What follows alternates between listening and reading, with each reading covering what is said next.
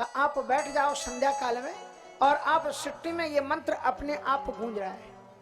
ये बात मैंने आज से लगभग 12 वर्ष पहले मैंने वाशिंगटन डीसी के पास में मेरीलैंड में कही थी, और वहीं के पास में नासा है, और हिंदू बालकों ने इतनी खोज की और उन्होंने बाद में 2-4 वर्ष बाद में दिखाया कि महाराज हम लोगों ने खोज लिया, सूर्य की किरणों से भी ओम की आवाज आ रही है। अगर आप गूगल में डाल करके देखोगे तो आपको पता लग जाएगा।